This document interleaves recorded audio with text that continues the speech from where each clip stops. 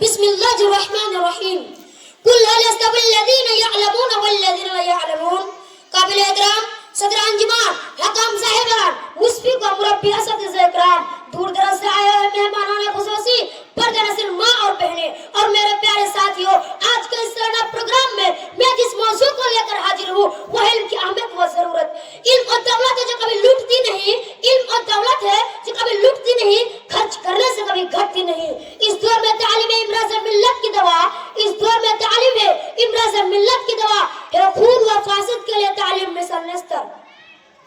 محترم حضرت، انسان علم ایک ایسی چیز ہے جو انسان اور حیوان میں تفریق کرتا ہے. علم ایک ایسی دولت ہے جو انسان کو عزت و احترام عطا کرتا ہے. علم اور سرمایہ ہے جس کے ذریعے آدم علیہ السلام کو فرشتوں سے افضل قرار دیا. علم و قیمتی صحیح ہے جو حضرت ایوب علیہ السلام کو صبر کرنے پر ابھارا. علم و صحیح ہے جو کتے کے پاس ہے تو اس کی شکار کو حلال قرار دیتا ہے. علم و قیمتی صحیح ہے جو سماج اور سوسائٹی کا رنگ بدل دیتا ہے. علم و سرمایہ ہے جس کے ذریعے عالم اور جاہل میں تفریق کرتا ہے. جیسے کہ اللہ تعالیٰ کا فرمان ہے قل هل يستوي الذين يعلمون والذين لا يعلمون. اے میرے نبی اب کہہ دیجئے کہ جاننے والے اور نہ جاننے والے برابر ہو سکتے ہیں جس طرح بینا اور نہ بینا برابر نہیں ہو سکتے، اندھیری اور روشنی برابر نہیں ہو سکتی، زندہ اور مردہ برابر نہیں ہو سکتے. ٹھیک اسی طرح عالم اور جاہل کبھی بھی برابر نہیں ہو سکتے. محترم بھائیوں، اس دنیا میں کتنے لوگ ایسے ہیں جو اپنے آپ کو متقی اور پرہیزگار سمجھتے ہیں، حالانکہ یہ صفت صرف اور صرف علم والوں کا ہی ہے. جیسا کہ اللہ تعالیٰ کا فرمان ہے انما یخشی اللہ من عبادہ العلماء، اللہ سے اس کو وہی بندے ڈرتے ہیں جو علم رکھتے ہیں. اسی طرح ابو ذر رضی اللہ عنہ نبی صلی اللہ علیہ وسلم سے روایت کرتے ہیں کہ آپ صلی اللہ علیہ وسلم نے فرمایا جو شخص علم کی تلاش میں کس راہ پر چل پڑے اللہ تعالیٰ اس کے لیے جنت کے لیے آسان فرما دیتا ہے. بے شک فرشتے طالب علم کے عمل سے خوش ہو کر اس کے لیے اپنے پر بچھا دیتے ہیں اور یقیناً عالم کے لیے آسمان و زمین کی ساری مخلوقات مغفرت طلب کرتی ہے، یہاں تک کہ پانی کے اندر کے مسئلہ بھی. اور عالم کی فضیلت عابد پر ایسے ہی ہے جیسے چاند کی فضیلت سارے ستاروں پر.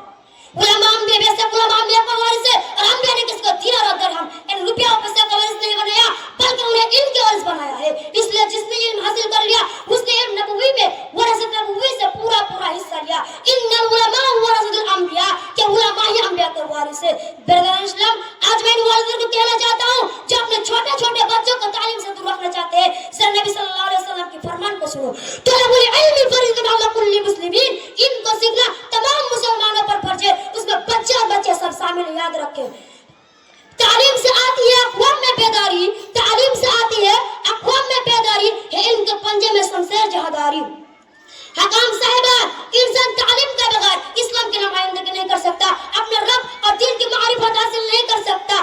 اسلام تعلیم کے بغیر دنیا اور آخرت کی سعادت مندی حاصل نہیں کر سکتا. اگر تعلیم نہ ہو تو تقریر کیسے کرے؟ اگر تعلیم نہ ہو تو مقدم و مدرس کیسے چلائے؟ الغرض تعلیم ہی سب کچھ ہے، اس کے بغیر انسان چوپائیوں کی مانند ہے.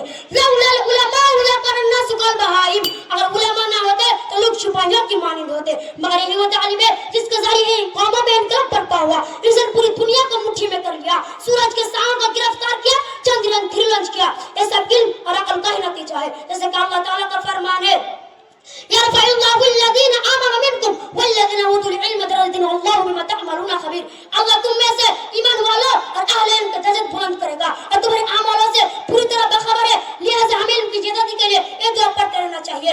ربی زدنی علما، یہ ہمارے پروردگار تو ہمارے علم میں بڑھوتری عطا فرما. لہذا خلاصہ کلام یہ ہے کہ علم سب کچھ ہے، اس لیے ہمیں ان تمام علوم کو حاصل کرنا چاہیے جو فائدہ مند ہو، چاہے دنیا کی تعلیم ہو یا اخروی.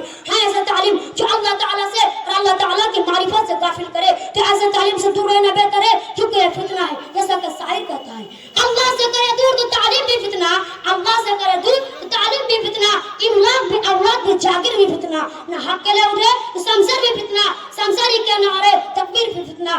اللہ تعالی ہم لوگوں کو علم حاصل زیادہ سے زیادہ علم حاصل کرنے کی توفیق دے. آمین یا رب العالمین. السلام علیکم ورحمۃ اللہ وبرکاتہ.